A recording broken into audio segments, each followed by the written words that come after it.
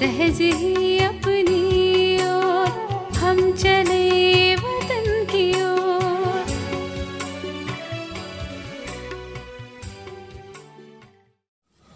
ஓம் சாந்தி 13/9/1974 அவ்யக்த பாப்தாதா மதுபன். வாணியின் தலைப்பு முரபி குழந்தையாகி ஒரு பாபாவை முழு ஆதாரமாக ஆக்கியிருக்கும் குழந்தையாகி தன்னுடைய நிலையை யோகஸ்வரூபமானதாக மற்றும் யுக்தியுக்தானதாக, அதாவது புத்தி கூர்மையானதாக ஆக்குங்கள். இன்று விசேஷ ரூபத்தில் தந்தை எந்த மாதிரியானவர்களை சந்திக்க வந்திருக்கின்றார்? இன்றைய இந்த சபை எந்தவிதமான சபை? பாப்தாதா இந்த சபையை பார்த்து மகிழ்ச்சி அடைந்து கொண்டே இது பாப்தாதாவின் முரபி குழந்தைகளின் சபை என்று அனைவருக்கும் பட்டம் கொடுக்கின்றார். முரபி குழந்தைகளாக யார் இருக்கிறார்களோ அவர்கள் தந்தையுடன் சேர்ந்து ஒவ்வொரு அடியும் எடுத்து வைத்து மற்றும் ஒவ்வொரு காரியத்தில் எப்பொழுதும் சகயோகியாக இயல்பாகவே ஆகிவிடுகிறார்கள். அவர்கள் ஆக வேண்டியதில்லை, மேலும் அவர்களுக்கு ஆவதற்கான யோசிக்க கூட வேண்டியதும் இல்லை. முரபி குழந்தை அன்பிற்குரியவரான காரணத்தினால் எப்பொழுதும் சகயோகியாகவே இருக்கின்றார். முரபி குழந்தைகளுக்கு நாடகப்படி அன்பின் பிரதிபலனாக வரதான ரூபத்தில் சகயோகி ஆவது சுலபமாகவே பிராப்தி ஆகிக் கொண்டே இருக்கிறது. ஒருவேளை இந்த வரதானம் இயல்பாகவே பிராப்தி ஆகிறது என்றால் நாம் முரபி குழந்தை ஆவேன் என்று புரிந்து கொள்ளுங்கள். முரபி குழந்தைகளின் நிலை எப்பொழுதும் யோகயுக்தாக மற்றும் யுக்தியுக்தானதாக இருக்கும். முரபி குழந்தை என்றால் தந்தைக்கு சமமாக அனைத்து குணங்களின் சொரூபமானவர். எது தந்தையின் குணமோ அந்த குணங்களை நடைமுறையில் கொண்டு வருபவரைத்தான் முரபி குழந்தை என்று கூறப்படுகிறது. இது அந்த மாதிரியான குரூப். மேலும் இவர்கள் சேவைக்கு பொறுப்பாளராக இருக்கும் பொறுப்பு நிறைந்த ஆத்மாக்கள் ஆவார்கள். சேவை காரியத்திற்காக பொறுப்பாளராக இருக்கும், அதாவது தந்தையின் குணங்களை நடைமுறையில் செய்து காண்பிப்பதற்கு பொறுப்பாளர் என்ற இதையோ அனைவரும் கூறுவீர்கள். இதைத்தான் சேவை என்று கூறுவது. மற்றபடி ஞானத்தை வர்ணனை செய்வதோ சாதாரண விஷயமாகும். இது விசேஷ சேவை இல்லை. சேவையின் விசேஷம் என்றால் தந்தையின் அனைத்து குணங்களின் சொரூபமாகி தந்தையின் சாட்சாத்காரத்தை தன்னுடைய சொரூபம் மூலமாக செய்விப்பதாகும். கேட்பது, சொல்வது இதுவோ துவாபரயுகத்திலிருந்து வந்து கொண்டிருக்கிறது. ஆனால் விசேஷ ஆத்மாக்கள் உங்களுடைய விசேஷம் எந்த விஷயத்தில் இருக்கிறது? தந்தைக்கு சமமானவராகி அனைவருக்கும் தந்தையின் சாட்சாத்காரத்தை செய்விப்பதில் மற்றும் சாக்ஷாத் அவர் மாதிரியே ஆகி சாட்சாத்காரம் செய்விப்பதாகும். இதை விசேஷ ஆத்மாக்கள் மட்டும்தான் செய்ய முடியும். இதை வேறு எந்த ஆத்மாவும் செய்ய முடியாது. பக்தி மார்க்கத்தை சேர்ந்தவர்களும் செய்ய முடியாது. மேலும் ஞான மார்க்கத்தில் வரக்கூடிய சாதாரண ஆத்மாக்களும் செய்ய முடியாது. முரபி குழந்தைகளின் கடமையும் விசேஷமாக இதுவேதான். சாதாரண ஆத்மாக்கள் மற்றும் விசேஷ ஆத்மாக்களில் முக்கியமாக எந்த விஷயத்தின் வித்தியாசம் இருக்கிறது? ஏதாவது ஆழமான வேற்றுமையை கூறுங்கள். விசேஷ ஆத்மாக்களின் வார்த்தையால் மற்றும் அனுபவத்தினால் ஒவ்வொரு ஆத்மாவிற்கும் ஒரு நொடியில் மற்றும் மிக சுலபமாகவே நேரடியாக தந்தையோடு தொடர்பு ஏற்பட்டுவிடும். மேலும் யார் சாதாரண ஆத்மாவாக இருப்பாரோ இடையில் அவர் தரகராக ஆகிறார் என்றால் முதலில் தரகரிடம் நின்று பிறகு தந்தையுடன் நேரடியாக தொடர்பு ஏற்படுகிறது. சாதாரண ஆத்மாக்களின் சேவையின் ரிசல்ட் மூலமாக வரக்கூடிய ஆத்மாக்கள் இவ்வளவு சக்திசாலியாக ஆவதில்லை. யார் சுலபமாக மற்றும் வெகு விரைவில் தந்தையோடு தொடர்பை இணைப்பதற்கு பொறுப்பாளர் ஆகிறார்கள், ஆனால் யாருக்கு பொறுப்பாளர் ஆகிறாரோ அவர்களுக்கு இந்த மாதிரி அனுபவம் ஆவதில்லை. கடின உழைப்பு செய்ய வேண்டியதாக இருக்கின்றது. மேலும் காலமும் எடுக்கும். என்ன செய்வது, எப்படி செய்வது, இது நடக்குமா அல்லது இல்லையா என்ற இது போன்ற கேள்விகள் வந்து கொண்டே இருக்கும். ஆனால் விசேஷ ஆத்மாக்கள் தன்னுடைய விசேஷத்தின் ஆதாரத்தினால், தன்னுடைய சக்தியின் ஆதாரத்தினால் இந்த ஏன் மற்றும் எப்படி என்ற கேள்வியை முடித்து விடுவார்கள். அவர்கள் கடினம் மற்றும் உழைப்பை அனுபவம் செய்ய விடுவதில்லை. வந்த உடனேயே ஒவ்வொருவரும் இதுவோ நான் இழந்த என்னுடைய பரிவாரமாகும் அல்லது மறந்த தந்தை எனக்கு மீண்டும் கிடைத்துவிட்டார் என்று அனுபவம் செய்வார்கள். நான் எப்படி மறந்தேன் என்று மறந்த விஷயத்தின் மேல் மிகவும் ஆச்சரியம் ஏற்படும். அந்த மாதிரி தந்தையை நான் மறந்துவிட்டேன் என்று நினைப்பார். இதுதான் விசேஷ ஆத்மாக்கள் மற்றும் சாதாரண ஆத்மாக்களில் இருக்கும் முக்கியமான வித்தியாசமாகும். சாதாரண ஆத்மாக்கள் தந்தையோடு நேரடியாக தொடர்பு ஏற்பட்டு விட வேண்டும் என்று முயற்சி செய்வார்கள். ஆனால் தற்சமயத்து பலமற்ற ஆத்மாக்களுக்கு தன்னுடைய பலம் மட்டும் தேவையாக இல்லை. ஏனென்றால் அவர்கள் ஞானம் மற்றும் யோகத்தின் ஆதாரத்தினால் மட்டும் செல்ல முடிவதில்லை. மாறாக அவர்களுக்கு பொறுப்பாளராகியிருக்கும் ஆத்மாக்களின் சக்தியின் சகயோகம் தேவையாக இருக்கிறது. அதன் மூலமாக அவர்கள் ஹை ஜம்ப் செய்து இடைவெளியை நிரப்ப வேண்டியதாக இருக்கின்றது. போக போக உங்களிடம் வரக்கூடிய ஆத்மாக்கள் மிக அதிக பலமற்ற நிலை உள்ளவர்கள்தான் வருவார்கள். எப்படி முதல் குரூப்பில் நீங்கள் உருவானீர்கள்? முதல் குரூப்பின் சக்தி மற்றும் தைரியம், இரண்டாவது குரூப்பின் சக்தி மற்றும் தைரியம், மேலும் மூன்றாவது குரூப்பின் சக்தி மற்றும் தைரியத்தில் வித்தியாசம் தென்படுகிறது அல்லவா? அதே போலவே பின்பு புது புது ஆத்மாக்கள் யார் இப்பொழுது உருவாகுகிறார்களோ அவர்களின் சக்தி மற்றும் தைரியத்திலும் வித்தியாசம் தென்படுகிறது. உடல் மூலமாகவும் மற்றும் மனதினாலும் ஒவ்வொரு குரூப்பில் வித்தியாசம் ஏற்பட்டு கொண்டே இருக்கிறது. இதுவோ அனைவருக்கும் அனுபவம் இருக்கும் அல்லவா? அந்த கணக்குப்படி யோசித்தீர்கள் என்றால் கடைசி ஆத்மாக்கள் யார் இப்பொழுது வருகிறார்களோ அவர்கள் எப்படி இருப்பார்கள்? மிகவும் பலமற்றவர்களாக தான் இருப்பார்கள் அல்லவா? அந்த மாதிரி பலமற்ற ஆத்மாக்களுக்கு ஞானம் மட்டும் கொடுத்தாகிவிட்டது, அவர்களுக்கு பாடம் எடுத்தாகிவிட்டது மற்றும் யோகாவில் அமர வைத்து விட்டோம். இதன் மூலமாக அவர்கள் முன்னேற முடியாது. இப்பொழுதோ பொறுப்பாளராகியிருக்கும் ஆத்மாக்களுக்கு தான் பிராப்தி செய்திருக்கும் சக்திகளின் ஆதாரத்தில்தான் பலமற்ற ஆத்மாக்களுக்கு சகயோகம் கொடுத்து கொண்டே முன்னேற்ற வேண்டியதாக இருக்கிறது. இதற்காக இப்பொழுதிலிருந்தே தன்னுள் அனைத்து சக்திகளின் இருப்பை சேமிப்பு செய்யுங்கள். எப்படி ஸ்தூலமான உணவிற்காக கூட்டம் கூடுகிறது அல்லவா? அதே போலவே உங்களிடம் சக்தி பெறுவதற்கான காட்சி வெகு விரைவில் எதிரில் வரும். அதாவது நீங்களும் சக்தி கொடுப்பதற்காக கூட்டத்தை கூட்ட வேண்டியதாக இருக்கும். அதற்காக உங்களுக்கு முன்கூட்டியே உங்களுக்குள் இருப்பை சேமிக்க வேண்டியதாக இருக்கும். திரௌபதியின் அட்சய பாத்திரத்தின் வர்ணனை இருக்கிறது. நீங்கள் அனைவருமே திரௌபதிகள்தான். திரௌபதி என்றால் யக்ஞ மாதாவின் அட்சய பாத்திரம். இரண்டு விஷயங்களிலுமே பிரசித்தியானது.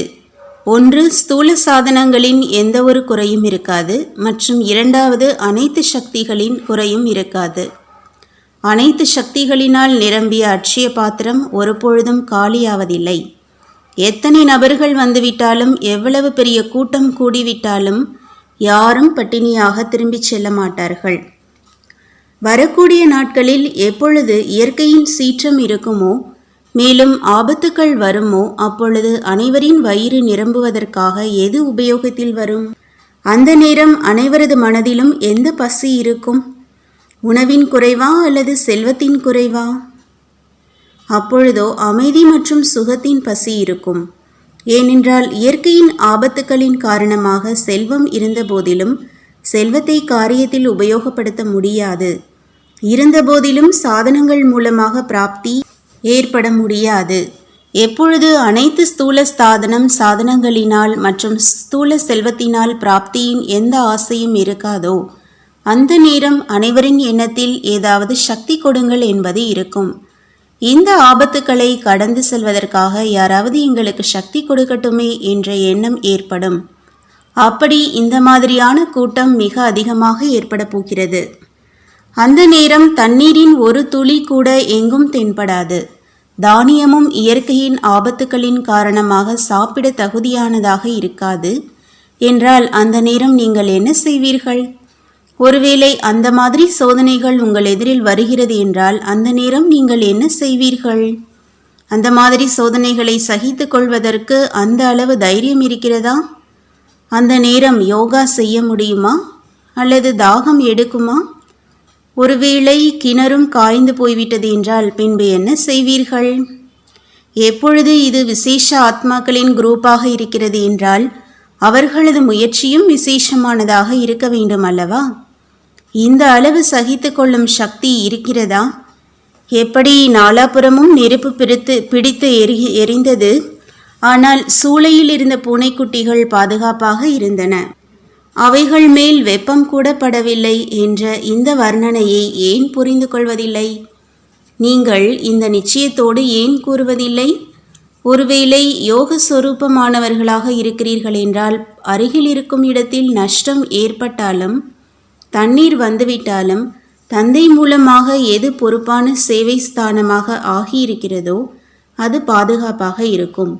ஒருவேளை நீங்கள் எந்த ஒரு தவறும் செய்யவில்லை என்றால், ஒருவேளை இதுவரை எங்காவது நஷ்டம் ஏற்பட்டிருக்கிறது என்றால் அது தன்னுடைய புத்தியின் தீர்மானத்தின் பலகீனத்தின் காரணமாகத்தான் ஏற்பட்டது. ஆனால் ஒருவேளை மகாரதி விசால புத்தியுடையவர் மற்றும் அனைத்து சக்திகளின் வரதானத்தை பிராப்தி செய்திருப்பவர் எந்த இடத்தில் இருந்தாலும் அங்கு பெரிய ஈட்டி கூட சிறிய முள்ளாக ஆகிவிடும். அதாவது அவர்கள் பாதுகாப்பாக இருப்பார்கள். எப்படிப்பட்ட நேரமாக இருந்தாலும் ஒருவேளை சக்திகளின் இருப்பு சேமிப்பாக இருக்கிறது என்றால் சக்திகள் உங்களுடைய இயற்கையை அவசியம் தாசியாக்கும்.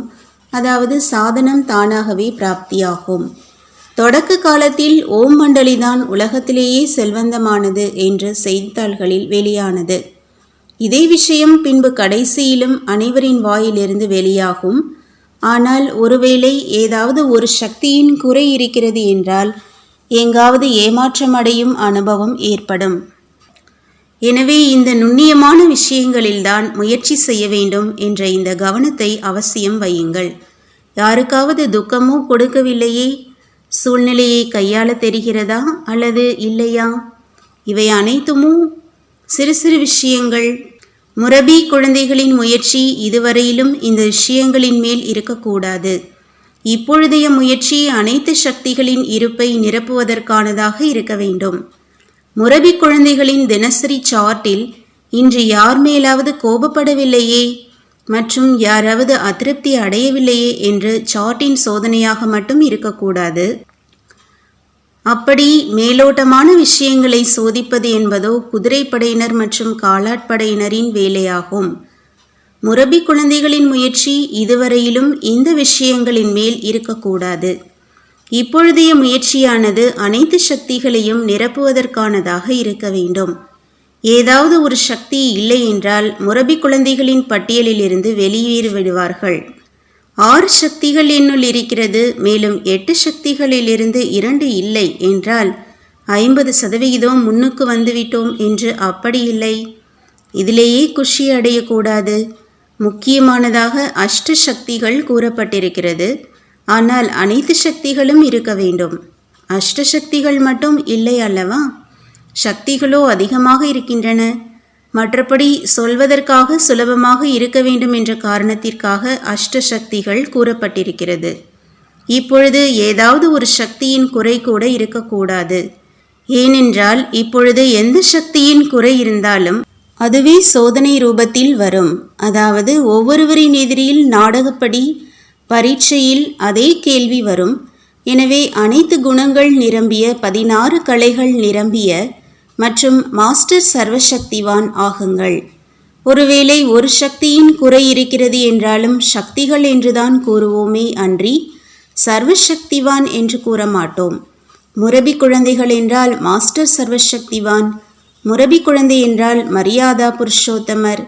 எப்பொழுது அவரே மரியாதா புருஷோத்தமராக இருக்கின்றார் என்றால் அவருடைய எண்ணமும் மரியாதைக்கு விபரீதமானதாக இருக்க முடியாது. எப்பொழுது உங்களுடைய நடத்தையை மரியாதை மற்றும் ஈஸ்வரிய நியமங்கள் என்று புரிந்து நடக்கிறீர்கள் என்றால் நீங்களும் மரியாதா புருஷோத்தமர் ஆகுவீர்கள் அல்லவா? பாப்தாதா இந்த சபையின் ரூப்ரேகா, அதாவது யார் எப்படி எனும் முழு விபரம் கேட்டு இருக்கின்றார், மேலும் பார்த்தும் இருக்கின்றார். மிக நல்லதாக பார்த்தோம் மற்றும் மிக நல்லதாக கேட்டோம். ஒவ்வொருவரும் தன்னுடைய நகையை மிக நன்றாக தயார் செய்துள்ளார்கள். எப்பொழுது நகை தயாரிக்கிறார்கள் என்றால், முதலில் தங்கத்தின் நகை தயார் செய்கிறார்கள், பிறகுதான் அதில் வைரம் வைடூரியங்களை பதிக்கிறார்கள். அப்படி நகையையோ மிக நல்ல நல்ல நகை தயாரிப்பவர்கள் தயாரித்திருக்கிறார்கள். வடிவமும் மிக நல்லதாக இருக்கிறது. ஆனால் அதில் ரத்தினத்தை பதிக்க வேண்டும். அது இன்னும் ஆகவில்லை. எப்பொழுது திட்டத்தை நடைமுறையில் கொண்டு வருவீர்களோ அப்பொழுது ரத்தினம் பதிக்கப்பட்டிருக்கிறது என்று சொல்லலாம். நகை மிக நன்றாக தயாரித்திருக்கிறீர்கள் என்றால் திட்டத்தை மிக நல்லதாக உருவாக்கியிருக்கிறீர்கள். இப்பொழுது ஒவ்வொருவரும் எவ்வளவு விலை மதிக்க முடியாத வைரங்களினால் தன்னை, அதாவது நகைகளை உயர்ந்ததாக ஆக்குகிறார்கள் என்று இதை பார்க்க வேண்டும். இப்பொழுது அந்த ரிசல்ட்டை பார்ப்போம். ஞானம் நிறைந்தவராகவோ ஆகியுள்ளீர்கள், ஆனால் நேரத்திற்கு தகுந்தாற்போல் இப்பொழுது சக்திசாலியாக ஆவதற்கான அவசியம் இருக்கிறது. ஞானம் நிறைந்த நிலையின் நகையோ தயாரித்துள்ளீர்கள், மேலும் இப்பொழுது சக்திசாலியான கற்களை தயார் செய்து பதிப்பது பாக்கி இருக்கிறது. நன்றாக முற்றுகையிட்டிருக்கிறீர்கள். ஒருவர் இன்னொருவரின் கையோடு கைகோர்த்திருக்கிறீர்கள். அப்பொழுதுதான் முற்றுகை ஏற்பட்டது அல்லவா? இப்பொழுது இன்னும் என்ன செய்ய வேண்டும்? ஒருவேளை எப்பொழுதாவது கையோடு கை கோர்ப்பவரின் கை பலகீனம் ஆகிவிட்டது மற்றும் களைப்படைந்து விட்டது என்றாலும் அவரை பலகீனம் ஆக விடாதீர்கள் மற்றும் அந்த மாதிரி களைப்படைந்துள்ள கையையும் களைப்பற்றதாக ஆக்க வேண்டும். அப்பொழுதுதான் வெற்றி கிடைக்கும். இந்த சபையின் வெற்றி தன்னை உருவாக்குவதில் மட்டும் இல்லை, ஆனால் சபையை உறுதியாக்க வேண்டும். அனைத்து உடன் இருப்பவர்களையும் ஊக்கம் உற்சாகத்தில் கொண்டு வர வேண்டும். இதுதான் இந்த சபையின் வெற்றியாகும். எப்பொழுது மற்றவர்களின் குறையை தன்னுடைய குறை என்று புரிந்து கொள்வீர்களோ அப்பொழுதுதான் சபையை வெற்றியுடையதாக ஆக்க முடியும். ஒருவரின் குறையை, களைப்பை, பலகீனத்தை பார்த்து கொண்டே தன்னை அந்த மாதிரியான தொடர்பின் பாதிப்பில் கொண்டு வர வேண்டாம். இன்னார் இந்த மாதிரி செய்கிறார் என்றால் பின்பு நானும் செய்வேன், இன்னார் செய்தார், ஒருவேளை நானும் செய்தேன் என்றால் என்னவாகிவிட்டது? இந்த எண்ணத்தை கனவில் கூட வரவிடாதீர்கள். அப்பொழுது வெற்றி என்று புரிந்து கொள்ளுங்கள். மதுபன் நிவாசிகளும் அதிர்ஷ்டசாலிகள். மதுபன் நிவாசிகளின் ரிசல்ட்டில் ஊக்கம், உற்சாகம் மற்றும் களைப்பற்ற நிலை நன்றாக இருக்கிறது. மற்றபடி வரும் நாட்களுக்காக இன்னும் மாயை தாக்க முடியாதவராக ஆகுங்கள். எப்படி வாட்டர் ப்ரூஃப், நீரால் பாதிக்கப்படாத நிலை இருக்கிறது, அதேபோல் மதுபன் நிவாசிகளுக்கு மாயா ப்ரூஃப் ஆக வேண்டும். புரிந்ததா?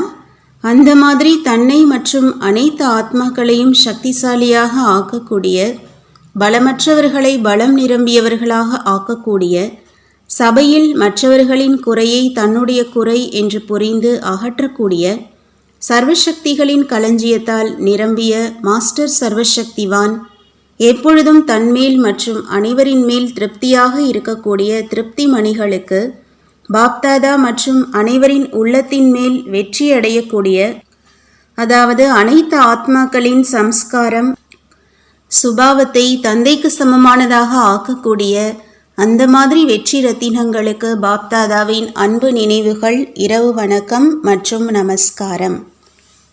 வரதானம்: பரிவர்த்தனை சக்தி மூலமாக கடந்ததை முற்றுப்புள்ளி வைக்கக்கூடிய நிர்மலமான மற்றும் பணிவானவர் ஆகுங்கள். பரிவர்த்தனை சக்தி மூலமாக முதலில் தன்னுடைய சொரூபத்தை நான் உடல் இல்லை ஆத்மா ஆவேன் என்று மாற்றம் செய்யுங்கள். பிறகு சுபாவத்தை மாற்றம் செய்யுங்கள். பழைய சுபாவம்தான் முயற்சி செய்யும் வாழ்க்கையில் ஏமாற்றம் ஏற்பட வைக்கிறது. எனவே பழைய சுபாவம், அதாவது இயல்பை மாற்றம் செய்யுங்கள். பிறகு எண்ணங்களின் மாற்றம், வீணான எண்ணங்களை சக்தி நிறைந்ததாக மாற்றம் செய்யுங்கள். இந்த விதமாக பரிவர்த்தனை சக்தி மூலமாக ஒவ்வொரு கடந்த விஷயத்திற்கும் புள்ளி வைத்தீர்கள் என்றால் நிர்மலமான மற்றும் பணிவானவராக இயல்பாகவே ஆகிவிடுவீர்கள். ஸ்லோகன்: நெற்றியில் எப்பொழுதும் நினைவின் திலகம் ஜொலித்து கொண்டே இருப்பதுதான் உண்மையான சுமங்கலியின் அடையாளமாகும். ஓம் சாந்தி. तो बच्चों को तो सर्विस करनी है, जो बाबा कहते हैं सबको ये बताओ कि देखो तुम्हारा एम एंड ऑब्जेक्ट ये है, एक गीता है बढ़िया, ये राजयोग है ना बच्चे। कैसे है राजयोग? बिल्कुल सहज है कि बाप को याद करो तो ये वैसा मिलेगा तुमको। ओम शांति।